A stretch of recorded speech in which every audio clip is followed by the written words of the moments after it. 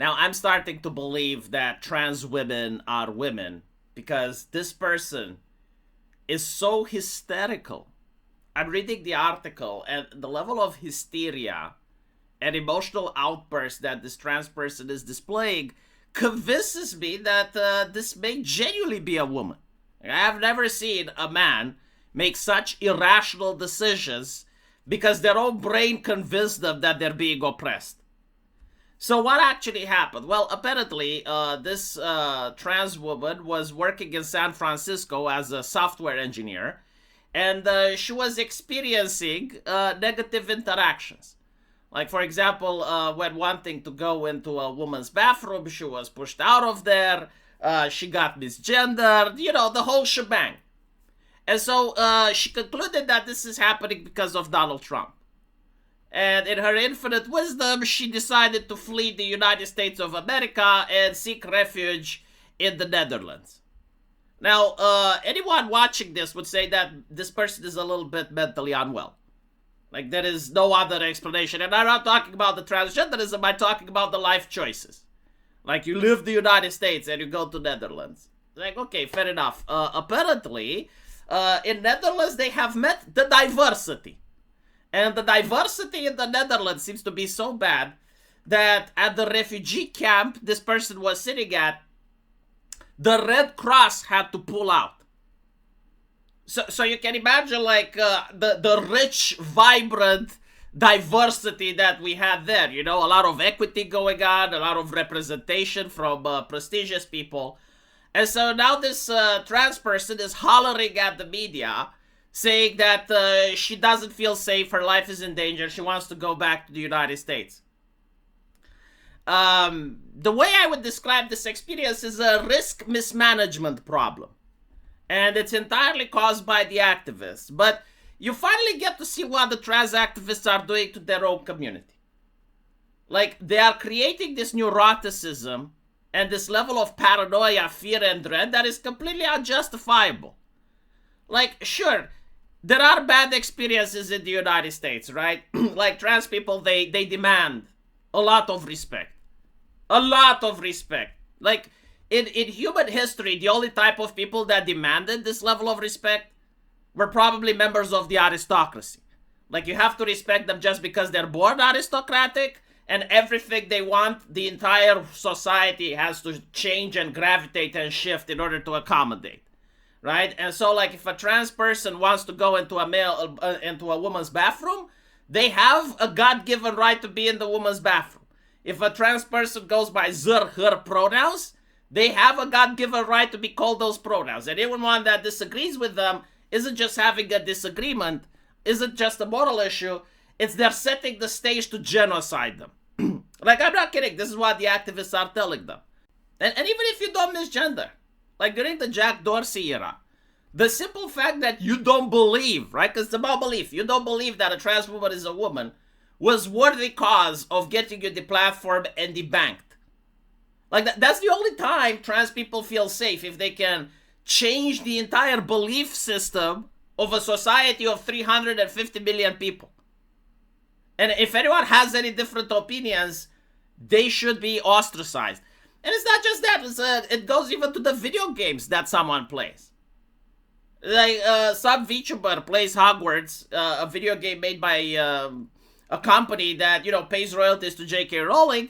And so, like, that VTuber now has to be hurt.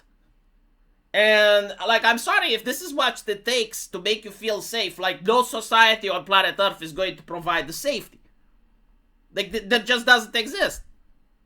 And so, the idea that they went to the Netherlands, right, because they probably heard less about the Netherlands than they heard about the United States, is plausible. But what's interesting is that they're not blaming their own activists now. They're not blaming the people that gaslit them now. Turns out that America was good. Yeah, you can have bad experiences in San Francisco, but at least the people there don't want to kill you. At least the people there don't genuinely want to hurt you. Like, the only thing they want is that you don't use their bathrooms where their wives and daughters go to. Like, you may think that's unfair. Okay, but now you went to a country where the people there, it's not that they want you to use the bathroom, they don't want you to use anything. They don't want you to exist. And now you have encountered genuine hatred. Now you have encountered like genuine bigotry. And apparently like those people are considered more prestigious than you. Because in America, trans people are very prestigious. Like there are institutions that go out of their way to hire them. There are companies that want to put them on their beer bottle, right? Just because they're trans. They're like a celebrity over there, right? Well, it turns out that in the refugee camp in the Netherlands, the opposite is true. Nobody cares about them because there are more important people to care about there. And so when you're actually getting oppressed in Netherlands, you revert to the status of the cisgender white man, and you are treated the exact same way that a cisgender white man is treated in San Francisco. Except you're being treated by the Netherlands. And so this is a very interesting story, right? The fact that they fled from Trump's America and they landed in a place where they say, I will be hurt or killed. Now, what's also fascinating is that this is a software engineer. Software engineers, they make a lot of money, especially in San Francisco. Now, a lot of people have told me that money doesn't matter, right?